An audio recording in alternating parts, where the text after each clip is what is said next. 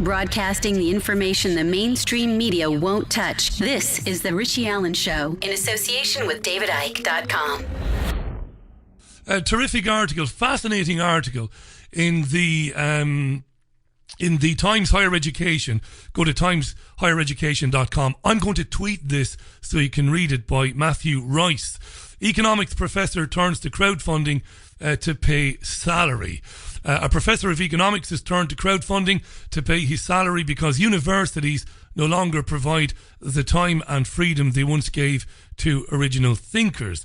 Steve Keane, who is currently employed full-time at Kingston University but expects to remain there next year on a quarter-time basis only, hopes to raise enough money via the Patreon website to enable him to continue his work as a public intellectual.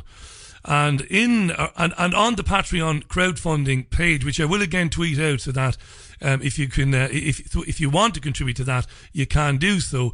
Professor Steve Keane says that almost all the money for economics research continues to go towards mainstream theories, even though they had failed so abjectly. I'm thrilled that Professor Steve Keane has agreed to come on the programme today.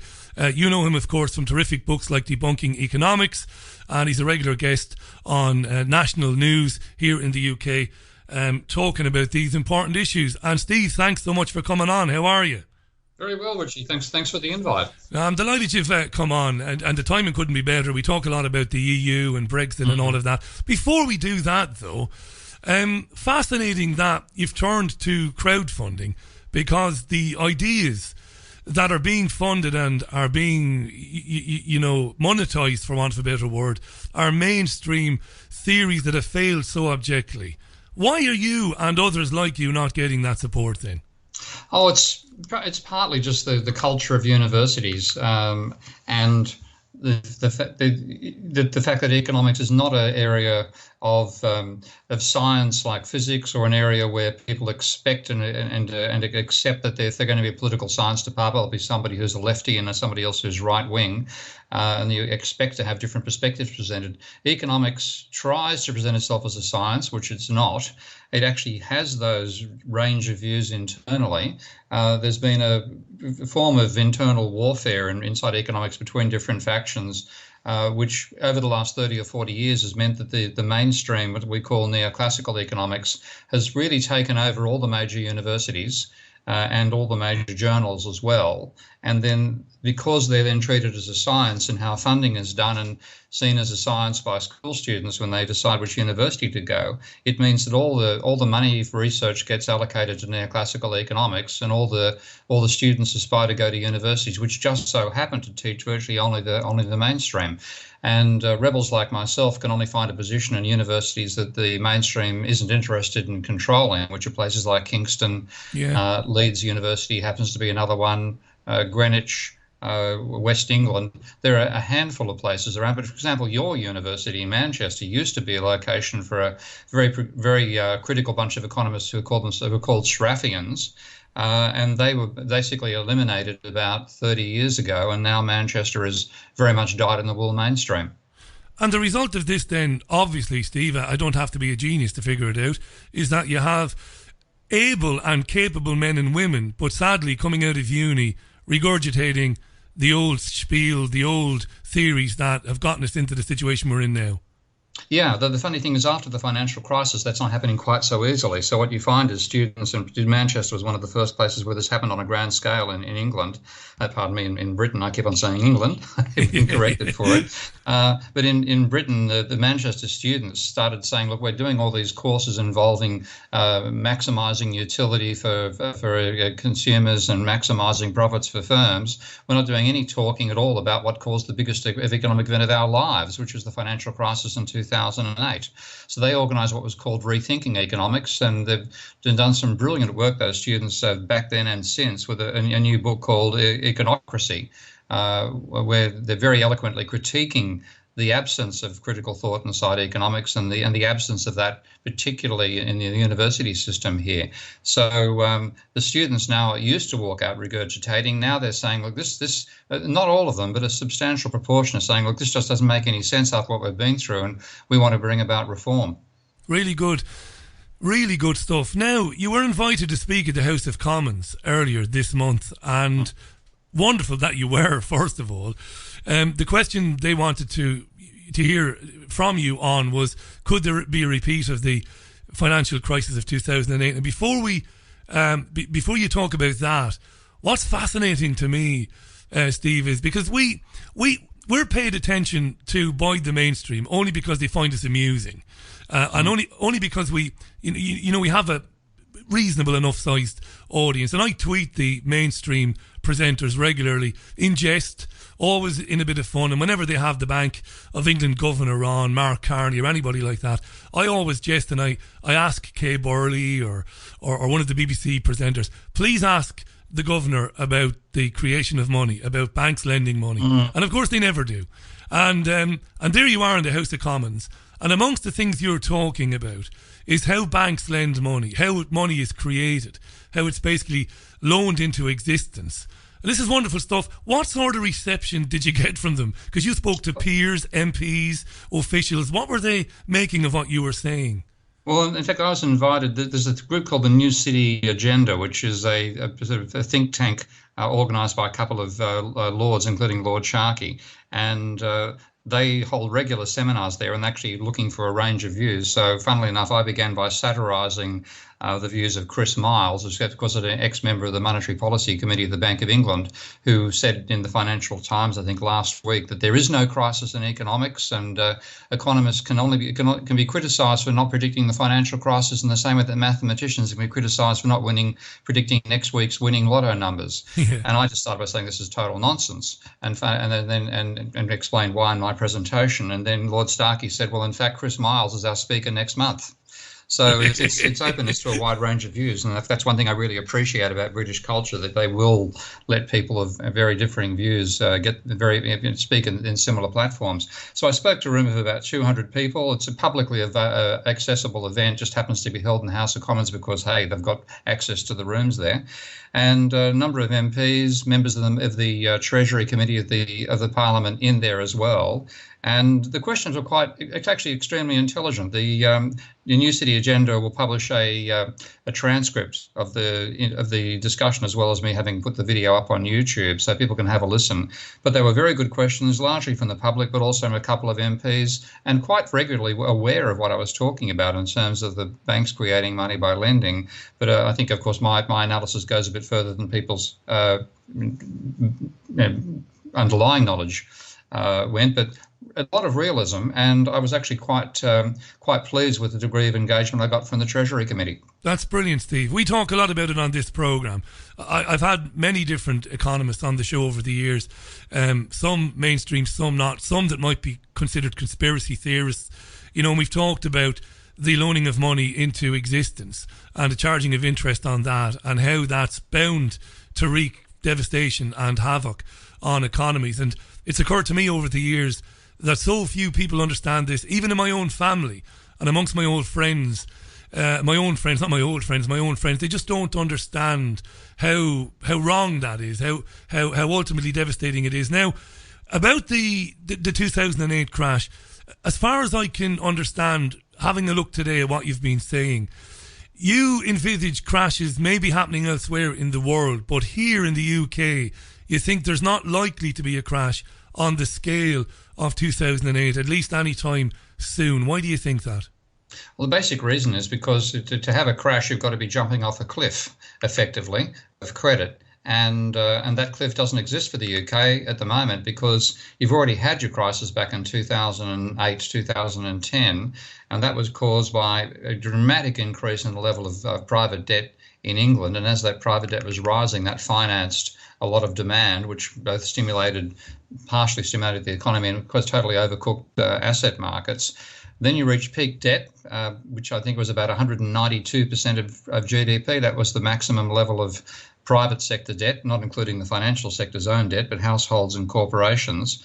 And it's been falling ever since then to about 170% of GDP.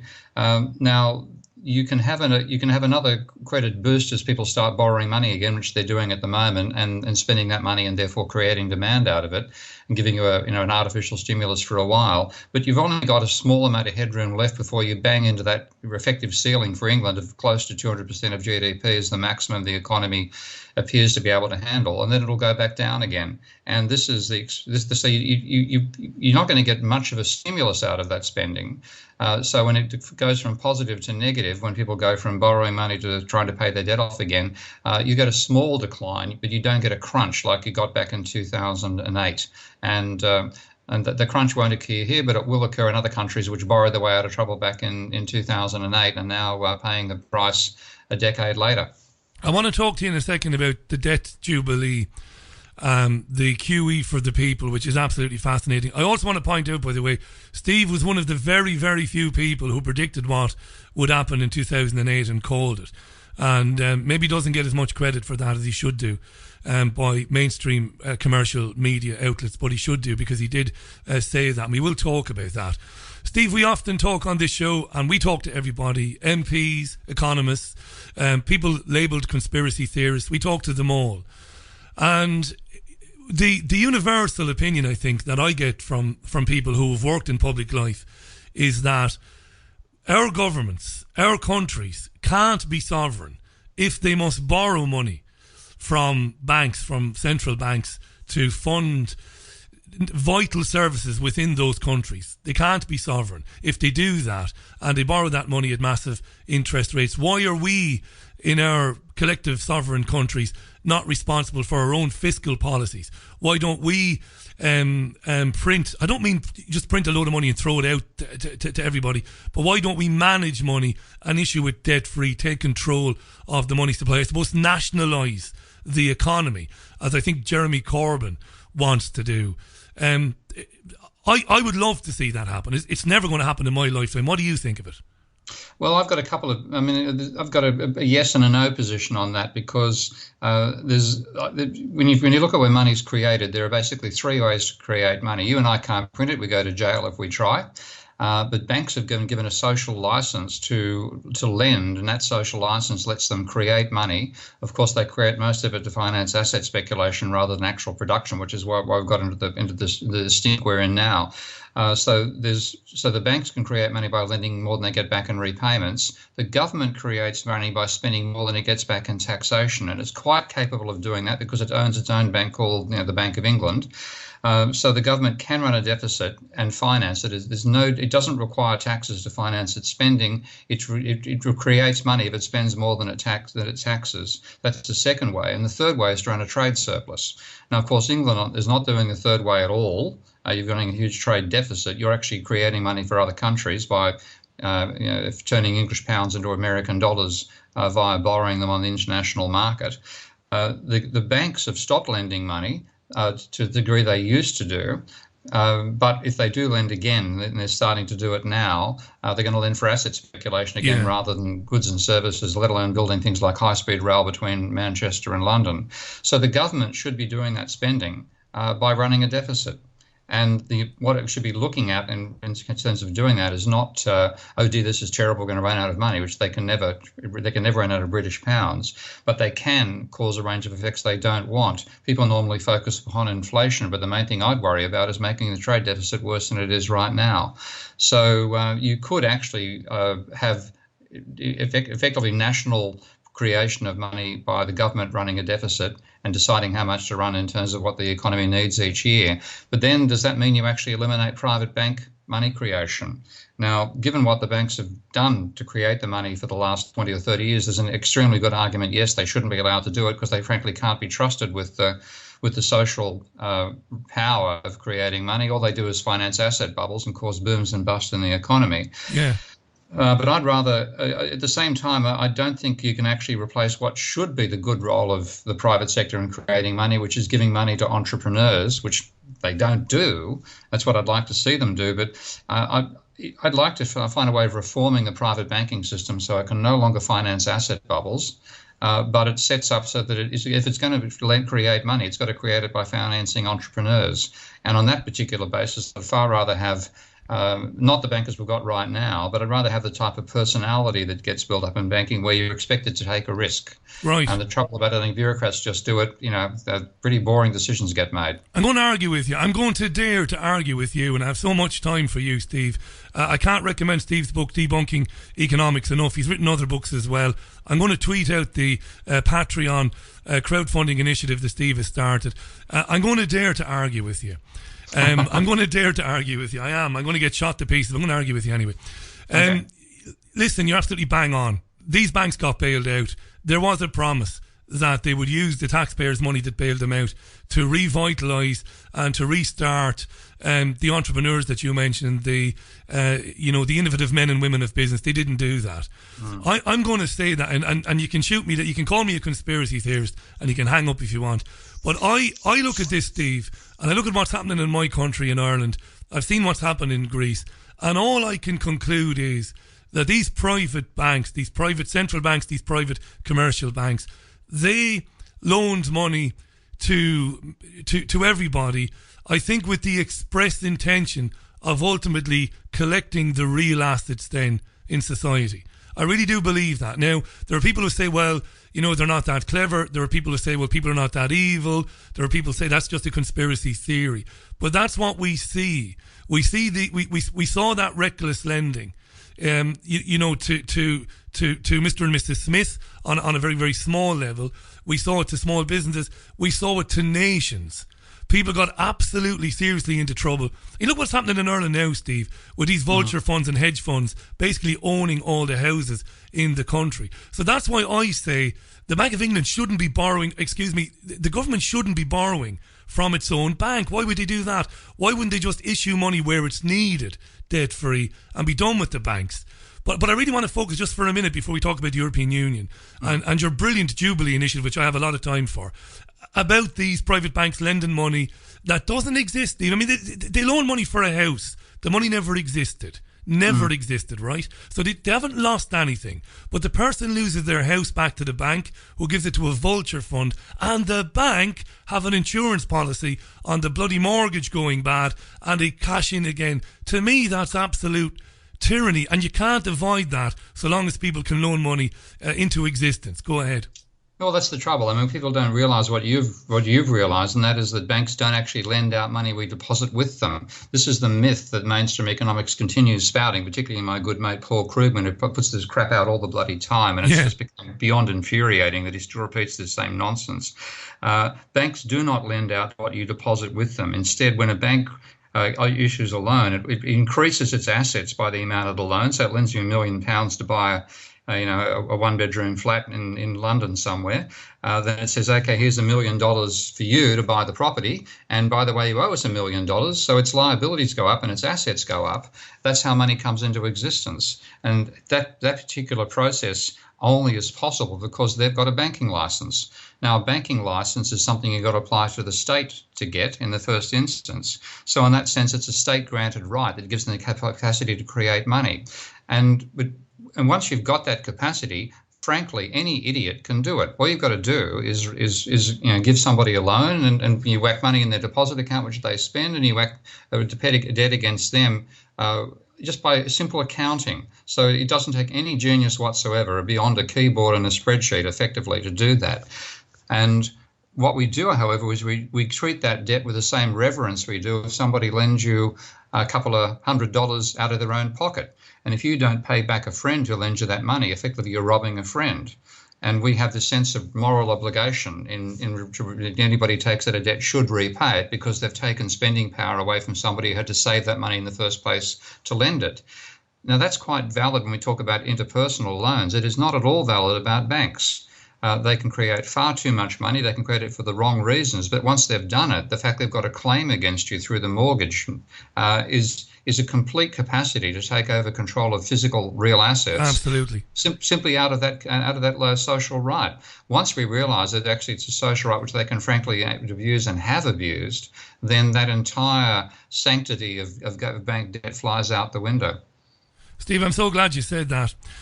Our listeners are really interested in this, and we hear from people who are fighting with the banks over mortgages that have gone sour.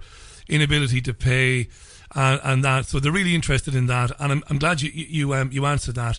I want to ask you in the time that we have left, because time is flying, and thanks for doing it, by the way. You've had a long old day there, I know that, with meetings and everything, but no, and they all are long days.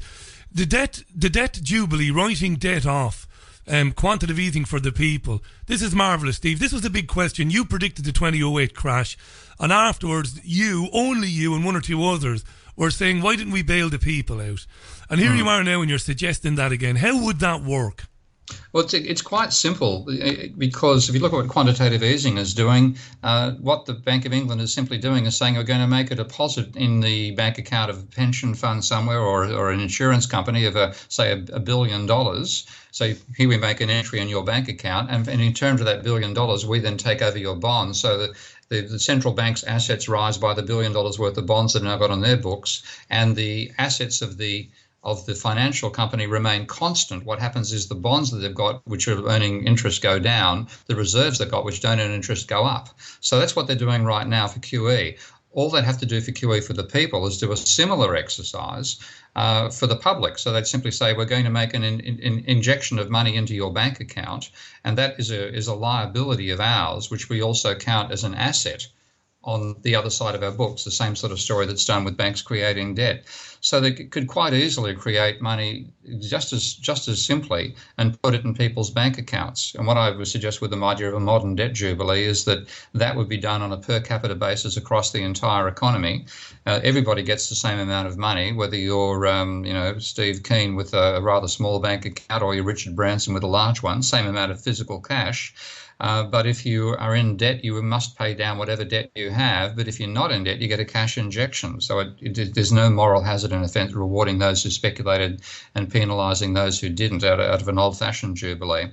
And in terms of the scale of the economic stimulus that would give, I calculated in the submission I've just done to the parliamentary committee, the Treasury Parliamentary Committee, that would have $25 billion created that way would have been as effective for the economy as $200 billion created by standard QE. That's brilliant, Steve. Can I ask you, have you been able to gauge the reaction of the MPs and Lords that you spoke to? Have you gotten any idea yet of what they think of that? I'm pretty heartened by it. I mean, again, it's no necessity that it'll turn into a policy recommendation, but there's a willingness to listen to alternative views here. And as much as we'll complain about, Carney and politicians coming up with the same old stuff every time in England, which they obviously do in the House of Commons, there's more capacity to listen to another view here in Britain than there is in America. So I've got some faith that if anywhere's likely to give it a try early on, it may well be ultimately Britain that does it, but it will take a lot of lobbying, and boy, when the finance sector finds this is the idea, they'll be doing a lot of fighting to stop it. I'm sure they will. I'm glad at least, though, that you're being listened to. Listen, finally, and again, thanks for staying with us. Obviously, our listeners, we were in favour of the United Kingdom leaving the European Union, but because, when I say we, the tiny crew that produces this programme, we're very much anti the centralisation of power. Yep. We're not anti-immigrants or racist or anything like that, far from it. But we understand the devastation that, unfettered immigration can sometimes wreak on vital services. And we understand that is an issue that people are concerned about. But for us, it's about the centralisation of power. I was glad that the people took the vote that they did. Since then, there's been... I suppose it's lessening a bit now, but there were a lot of proclamations of doom coming economically for the UK. You were in favour of the UK leaving the European Union. What sort of economic future can the UK have if they do the right things outside the EU? Oh, quite reasonable, because the huge effect of the European Union and the whole growth of finance as well has been an overvalued exchange rate for Britain compared to the exchange rate which would make its manufacturing competitive. So you've had in about 20 years, from 25 years, say from 1990 to roughly now, you've seen the level of manufacturing as a percentage of GDP in England go from about 23% to 11%. And that's been the place has been taken by a huge growth in the finance sector.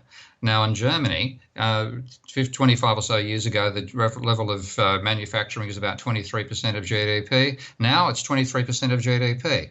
In other words, they've done very nicely out of having an undervalued exchange rate because they get the benefit of the euro, which of course would have a far lower value than what would be the case for the German mark if it still existed. So England's had about a 25% devaluation now, courtesy of leaving the European Union. That's given a chance to revive the manufacturing to some degree. It's not going to be easy to do it, but at least there's some possibility of it happening with that change in relative prices. So it's quite possible for England to survive well. And being part of the European trade as a free trade zone, it's the worst performing region on the global economy. So, if you're going to belong to a trade bloc, try another one apart from the European Union. Absolutely. Listen, Steve, thanks for coming on. Debtdeflation.com. Go there, folks. And I've just tweeted Steve's Patreon page. It's patreon.com/Prof Steve Keen. I've just put it out there. If you fancy supporting Steve, how many times are you going to switch on the radio and hear an economist of note, somebody as well known as Steve Keen, saying that we should bail out the people? It's extraordinary stuff. Steve, thanks for giving us your time, mate. Really enjoyed listening to you. Thanks, Richie. I look to visit one day next time I come to Manchester. Well, I'll be buying a drink. Thanks very much, Steve. Thanks, mate. Bye-bye. Bye for now. Lovely guy, Steve Keen, on the line to us there from Kingston University. That Patreon initiative, I've tweeted that out there if you want to support that.